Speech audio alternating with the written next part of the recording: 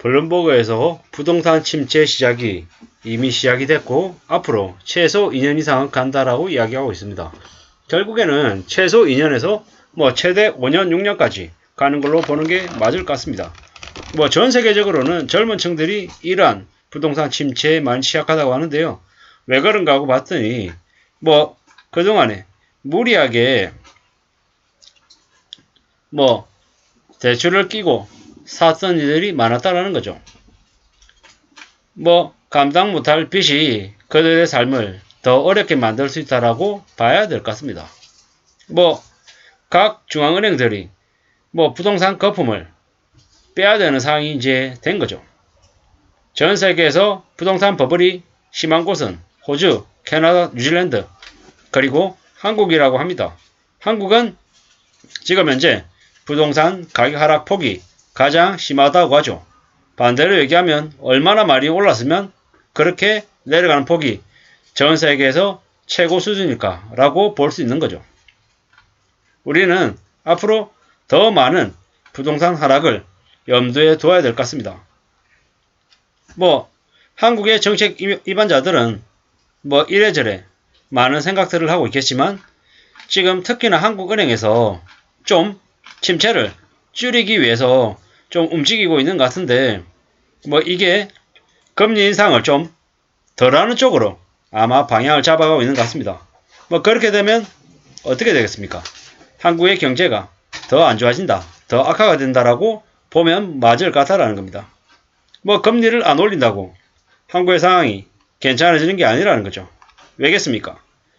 이미 한국과 미국의 채권이 금리가 역전이 됐습니다. 결국에는 부동산이든 주식이든 침체가 될 수밖에 없다라고 봐야 되겠다라는 거죠. 부동산 침체가 점점 더 심해질 거다라고 봐야 될 것 같습니다. 우리는 미국이 기준금리가 올 연말 4.5, 내년에 5에서 6%까지 간다라고 봐야 될 것이고 이것 때문에 장기 침체로 들어간다라고 봐야겠습니다. 미국이 5, 6% 가는데 한국이 4%, 3, 4%대로 버틸 수 있겠습니까? 힘듭니다.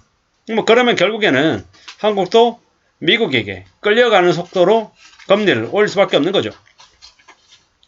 금융사들이 이미 그걸 감안하고 시중금리를 5%, 6%, 7% 이렇게 내놨는데 이러한 시중금리도 올 연말이 되면 평균이 6%쯤 되겠죠. 내년에는요. 평균이 7, 8% 된다라고 봐야 됩니다. 내년에는 평균이 10% 넘어가는 거죠. 상단으로 치면은 내년이 상단이 10%, 12%, 내후년은 15, 16% 이렇게 봐야 되는 거죠. 매우 안 좋은 상황이라는 거죠. 지금은 급변하는 경제 상황에 대비하는 움직임이 필요하다라고 말씀을 드립니다. 은행들이 자기 이익을 더 늘리려고 생각 없이 금리를 오른 게 아닙니다.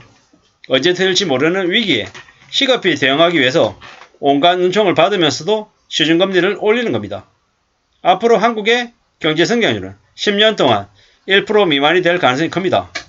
이웃나라 일본과 똑같아진다라고 봐야 되는 거죠. 이제 우리의 나중 모습을 예측하려면 일본을 보면 된다라고 얘기할 수 있습니다.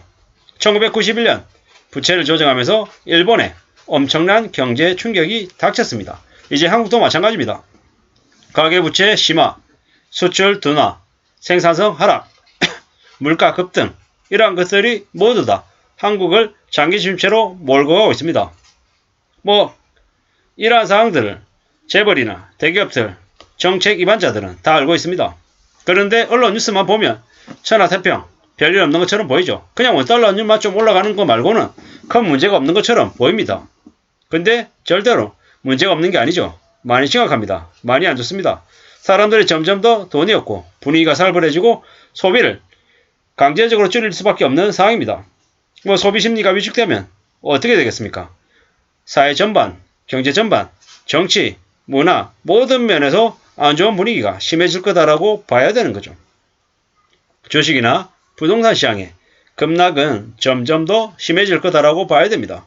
앞으로 지금부터 이미 7월 1일부터 해서 부동산, 주식 가격 조정이 계속되어 왔습니다. 주식의 경우에는 연말에 2000이 무너지고 1900세가 될 것이고 내년이 되면 1400, 1500 그리고 내후년이 되면 천이 무너질 거다라고 봐야 될 것 같습니다. 그 이외에도 계속 하락세는 계속된다라고 봐야 될 것 같습니다. 이제는 사람들이 주식이나 부동산보다 좀 더 안전자산, 예적금에 관심을 더 많이 가질 겁니다. 왜겠습니까? 금리가 올라가니까요. 예적금 금리가 올라가니까 굳이 주식을 할 생각이 없는 거죠. 주식해가지고 배당받는 게 별로 의미가 없다라고 생각하고 예적금을 더 선호할 겁니다. 왜? 훨씬 더 안전하니까요.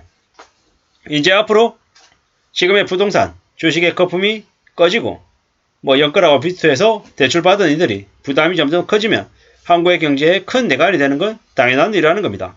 국가 채무 또한 적지 않기 때문에 정부에서 대거 민영화를 추진할 거다라고 봐야 됩니다. 지금 같은 상황에서 우리는 개개인의 삶을 주도적으로 살 수 있는 좀 적극성이 좀 필요하다라는 말씀을 드립니다. 소비는 현명하게 최대한 잘 조정해야 될 것이고, 그리고 힘들고 어려운 상황에 대비할 수 있는 그런 현금 마련에 좀 더 집중해야 되겠습니다. 지금 무리하게 벌려놓은 것들이 있다라고 하면 최대한 빠른 시간 안에 정리하고 재조정하고 다운사이징 해야 된다는 말씀을 드리고 싶습니다. 왜? 우리는 일본보다 더 심한, 더 충격적인 경제 불황이 닥칠 것이기 때문입니다. 어쩔 수 없이 지금 현재 개개인들이 스스로 닥칠 위기를 대비해야 됩니다. 너무 많은 사람들이 부동산에 주식에 매달리다 보니까 사회의 생기가 많이 사라졌죠. 거품이 너무 많이 커졌기 때문입니다. 국민 전체가 투기꾼으로 전락한 분위기다라고 봐야 되는 거죠. 이러한 것들이 앞으로는 좀 조정이 될 것이다. 점점 더 상황이 달라질 것이다 라고 봐야 될 것 같습니다. 앞으로 많은 은행들이 대출을 줄이고 또 사람들이 부채로 인한 고통이 심해진다라고 봐야 됩니다. 이제 사람들에게 부동산, 주식에 대한 관심이 점점 더 사라지고 있습니다. 사고 싶어도 못 사는 거죠. 왜? 당장 먹고 사는 게 최우선이기 때문입니다. 무리하게 빚을 진 사람들은 궁지로 몰리고 더 어려워질 수밖에 없다. 그렇기 때문에 그 빚을 어떻게든 조정하기 위한 실질적인 노력이 필요하다는 말씀을 드립니다. 앞으로는 현금이 더 중요하다. 함부로 돈을 쓸 생각보다는 어떻게든 좀 마련할 생각들을 더 해야 된다는 말씀을 드립니다. 빚 안 지고 자기 힘으로 땀 흘리면서 성실하게 사는 모습이 우둔하고 답답해 보여도 그것만큼 가장 빠른 길은 없다라는 말씀을 드립니다. 우리가 도박꾼이었던 도스토옙스키가 그래도 빚덩이, 도박빚을 극복하고 그래도 말년에 집 한 채를 가지고 살아갈 수 있던 건 뭐 때문이었습니까? 미친듯이 썼던 소설 작품 덕분입니다. 아무쪼록 우리의 삶이 좀 더 안전해지기 위해서는 스스로 이 힘들고 어려운 현실을 불편하지만 직시하는 것, 마주하겠다라고 하는 그런 모습들이 먼저 필요하겠다는 말씀을 드리면서 마칠까 합니다. 감사합니다.